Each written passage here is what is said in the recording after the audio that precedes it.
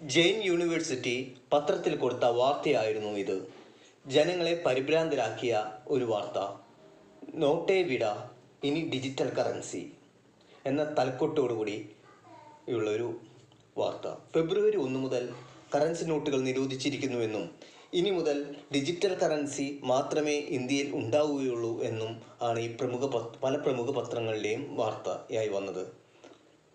ആദ്യമേ പറയട്ടെ, ഇതൊരു വാർത്തയായിരുന്നില്ല, ജെയിൻ യൂണിവേഴ്സിറ്റിയുടെ പരസ്യമായിരുന്നു. വാർത്തയാണെന്ന് ജനങ്ങളെ തെറ്റിദ്ധരിപ്പിക്കുന്ന രീതിയിൽ ആദ്യ പേജിൽ തന്നെ നിറഞ്ഞ വാർത്താ പരസ്യം ജനങ്ങളെ പരിഭ്രാന്തരാക്കി എന്നതിൽ തെറ്റില്ല.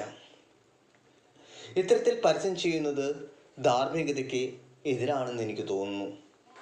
കഴിഞ്ഞ 10 വർഷത്തെ പിറകോട്ട് നോക്കിയാൽ കള്ളപ്പണം തടയുവാനും ഗവൺമെൻറ് നോട്ട് നിരോധനം നടത്തുകയും ആധാർ കാർഡ് നിർബന്ധമാക്കിയും 50,000 രൂപയ്ക്ക് മുകളിലുള്ള ഇടപാടുകൾക്ക് പാൻ കാർഡ് നിർബന്ധമാക്കിയും UPI, നെഫ്റ്റ് തുടങ്ങിയ സംവിധാനങ്ങളെ പ്രോത്സാഹിപ്പിച്ചും ക്യാഷ് ഇടപാടുകൾ പരമാവധി കുറയ്ക്കുവാൻ പരിശ്രമിച്ചിട്ടുണ്ട്. ഒരു പരിധിവരെ കള്ളപ്പണ തോത് കുറയ്ക്കാൻ കഴിഞ്ഞു എന്ന് തന്നെ വിശ്വസിക്കാം.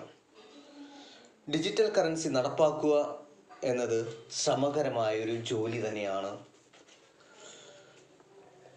എങ്കിലും ഭാവിയിൽ ഡിജിറ്റൽ കറൻസി സംഭവിക്കുക തന്നെ ചെയ്യും.